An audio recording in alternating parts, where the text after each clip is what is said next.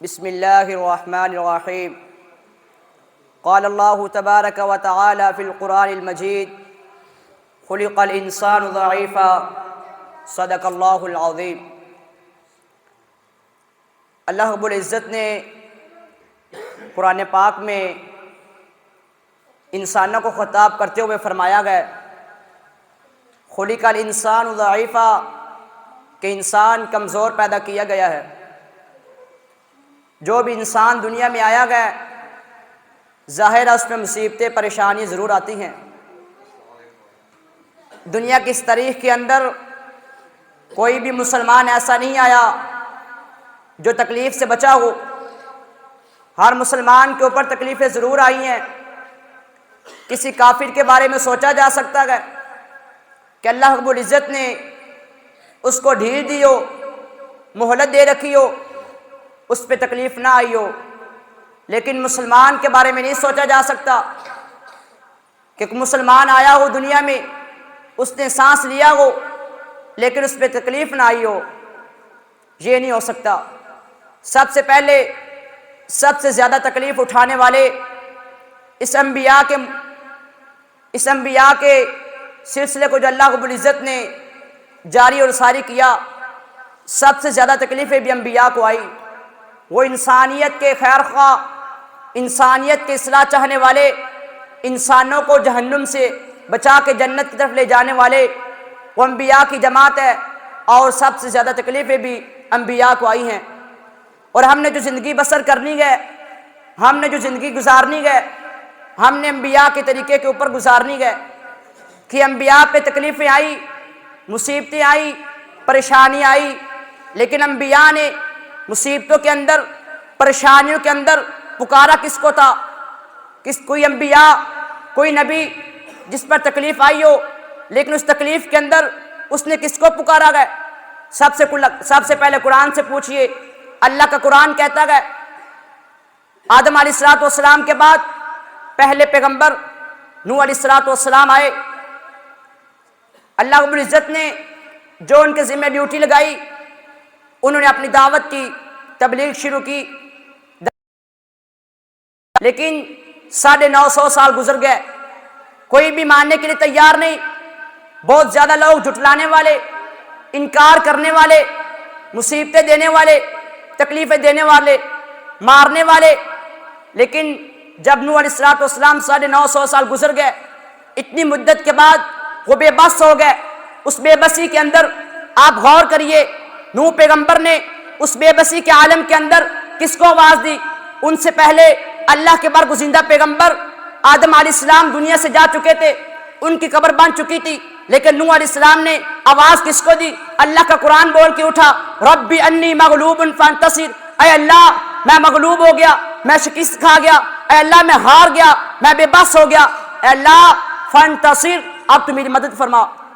نوح علیہ السلام آدم علیہ السلام سے مدد مانگنے کے لیے نہیں گئے، ان کی قبر پہ سجدہ نہیں کیا، ان کی قبر پہ پیشانی نہیں جھکائی۔ وجہ کیا تھی؟ وہ جانتے تھے مشکلات کو حل کرنے والی ذات صرف اللہ کی ذات ہے، شفا دینے والی ذات صرف اللہ کی ذات ہے، مصیبتیں ٹالنے والی ذات صرف اللہ کی ذات ہے۔ اسی وجہ سے انہوں نے اللہ کو آواز دی، ربی انی مغلوب فانتصر۔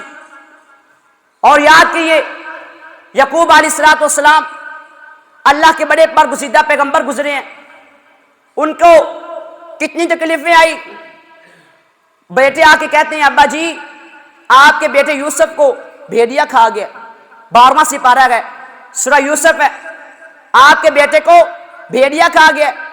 یعقوب علیہ السلام پہ اتنی بڑی مصیبت اٹھ پڑی، اتنی بڑی مصیبت ٹوٹ پڑی، وہ بڑے پریشان ہیں، رو رہے ہیں۔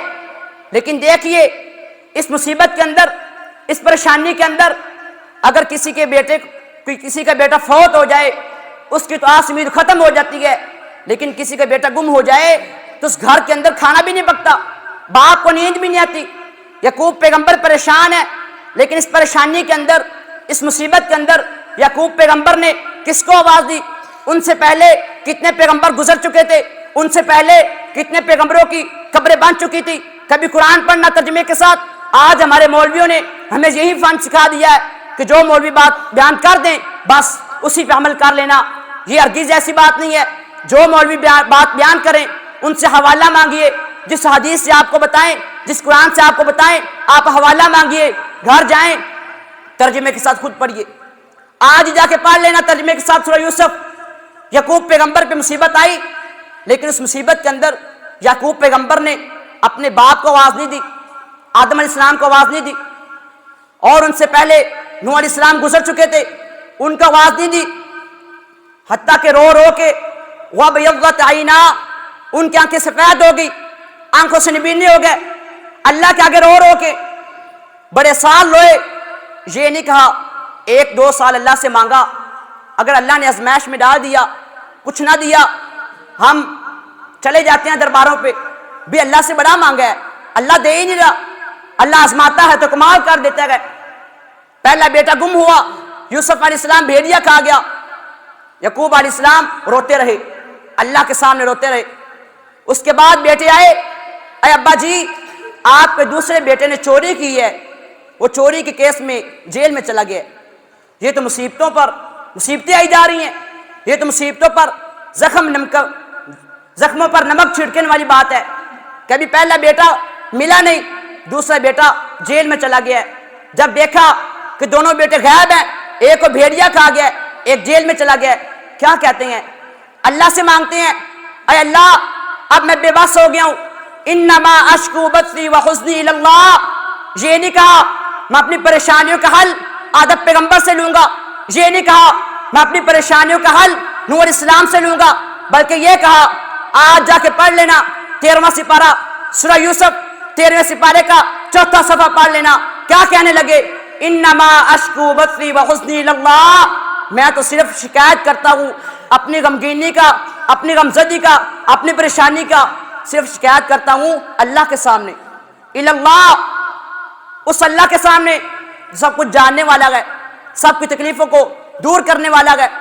ان 2 پیغمبروں کے واقعات سے اگر آپ کو سمجھ آ گئی ہو، اگر 2 پیغمبر کا واقعہ سمجھنے کے لیے تو ایک بات ہی کافی ہے، ایک پیغمبر کا واقعہ ہی کافی ہے۔ اگر نہ سمجھنا ہو پورا قرآن پڑھ لیجئے، سارے انبیاء کے واقعے سن لیجئے، پھر کوئی فائدہ نہیں۔ اللہ کا قرآن ہمیں کیا بتاتا ہے؟ ارے انسان اٹھ، اللہ کی توحید پہ آ، اللہ کی توحید کو بیان کر۔ کوئی ناراض ہوتا ہے ہو جائے، آپ کو دکھ دیتے ہیں دے چلے جائیں، آپ پہ مصیبتیں آئیں گی، پریشانی آئیں گی۔ کوئی پیغمبر ایسا نہیں آیا جس نے توحید بیان کی ہو، کوئی بندہ ایسا نہیں آیا جس نے توحید بیان کی ہو اس کے خاندان اس کو چھوڑا نہ ہو۔ نوح علیہ السلام نے توحید بیان کی، ان کا بیٹا چھوڑ گیا، ابراہیم علیہ السلام نے توحید بیان کی، ان کا باپ چھوڑ گیا، لیکن آواز کس کو دی؟ پریشانیوں کا حل کس کے پاس تلاش کیا؟ پریشانیوں میں کس کو پکارا؟ اللہ کو پکارا۔ جس پیغمبر پہ مصیبت آئی ہے اس پیغمبر نے اللہ کو آواز دی، اور انسان تو بھی اٹھ، اللہ کی توحید پہ آ جا، چھوڑ دن مردوں کو غوث اعظم کہنا، چھوڑ دن مردوں کو داتا کہنا، چھوڑ دن مردوں کو غوث اعظم، شکرگند کہنا، غریب نواز کہنا، بندہ نواز کہنا۔ ہر چیز دینے والا، ہر چیز عطا کرنے والا، بیٹا دینے والا، بیٹی دینے والا، شفا دینے والا، مصیبتیں ٹالنے والا، تکلیفیں دور کرنے والا، مشقتیں دور کرنے والا، آپ کا مشکلات میں حل کرنے والا، آپ کی مدد کرنے والا، وہ صرف اللہ کی ذات ہے جو آپ کی مدد کر سکتی ہے۔ یہ مردے تو اپنا، اس مردے کے سامنے تم اپنا سر جھکاتے ہو جو کفن پہننے کے لیے آپ کے محتاج، قبر میں اترنے کے لیے آپ کے محتاج، نہانے کے لیے، غسل کے لیے آپ کے محتاج، تم خود جا کے قبر میں مٹی کے نیچے ان کو ڈال کے آئے، پہلے مٹی پھینک کے آئے، پھر ان کی قبر پہ سجدہ کرنا شروع کر دیا، ان سے مانگنا شروع کر دیا۔ یہ کہاں کی عقل مندی ہے؟ پہلے خود قبر میں ڈال کے آئے، وہ تو خود قبر میں جا نہیں سکتا تھا، آپ کندھا دے کے، 4 آدمی کندھا دے کے قبر میں ڈال کے آئے، پھر سجدہ کر لیا۔ یہ انسان کیسا عقل مند انسان ہے؟ اس کی عقل کہاں چلی گئی ہے؟ اس کی عقل دنیا میں جاتی ہے، اللہ کے دین میں، اللہ کی توحید میں کیوں نہیں آتا؟ ہمارے انسانیت کا مقصد کیا تھا؟ اللہ کی توحید، اللہ کی معرفت، اللہ کی پہچان۔ جو انسان اللہ کی پہچان حاصل کر لیتا ہے پھر اللہ اس کا ساتھ دیتا ہے، اللہ اس کی مصیبتیں پریشانی دور کرتا ہے۔ اللہ تعالیٰ میں عمل کی توفیق عطا فرمائے، ہم سب کو اپنی معرفت سمجھنے کی توفیق عطا فرمائے، جب تک زندہ رکھے عقیدہ توحید پہ، جب موت آئے عقیدہ توحید پہ۔ وآخر دعوانا الحمد للہ رب